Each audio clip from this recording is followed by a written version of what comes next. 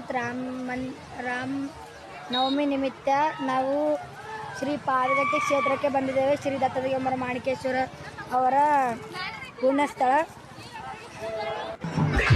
ನೋಡ್ರಿ. ಇದು ಕಲಬುರಗಿ ಜಿಲ್ಲೆ ಕಮಲಾಪುರ ತಾಲೂಕು ಸೊಂತೆಂಬ ಹಳ್ಳಿ. ಇಲ್ಲಿ ರಾಮನವಮಿಯ ದಿವಸ ಅದರ ರಾಮನವಮಿ ನಿಮಿತ್ತವಾಗಿ ಇಲ್ಲಿ ಜಾತ್ರಾ ಮಹೋತ್ಸವವನ್ನು ಮಾಡುತ್ತಾರೆ. ಇಲ್ಲಿ ನೋಡಿ ಮಹಿಳೆಯರು ಏನು ಕೊಡೆ ಹಿಡ್ಕೊಂಡಿದ್ದಾರಲ್ಲ, ಇವರು ಸುಮಾರು 5,000 ಮಹಿಳೆಯರು ಇದ್ದಾರೆ. ಕೊಡೆ ಹಿಡಿಯುವ ಜನರು 5,000 ಇದ್ದಾರೆ.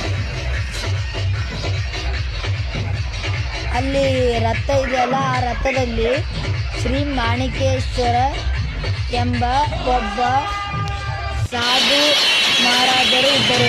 ಅಲ್ಲಿ ಆ ರಥದಲ್ಲಿ ಏನು ಕಾಣ್ತಾ ಇದೆಯಲ್ಲ ಮೂರ್ತಿ, ಅಲ್ಲಿ ಅಂಥವರು ಒಬ್ಬ ಸಾಧು ಇದ್ದರು. ಅವರು ತಲೆಮೂಡವನ್ನು ಅವರ ಅಡ್ಡ ಇತ್ತು. ತಲೆಮೂಡ ಅವರ ಅಡ್ಡ.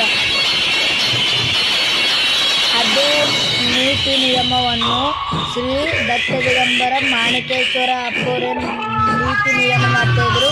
ಅದನ್ನು ಶ್ರೀ ಶಂಕರಪ್ಪರು ನೀತಿಯನ್ನು ನಿಯಮಿಸಿದಂತ ಹೋಗ್ತಿದ್ದವರು.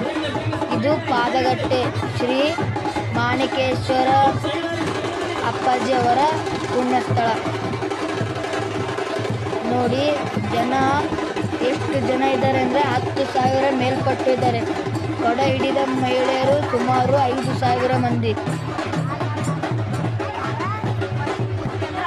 ಇದೇ ಪಾದಗಟ್ಟಿ ಪುಣ್ಯಕ್ಷೇತ್ರ.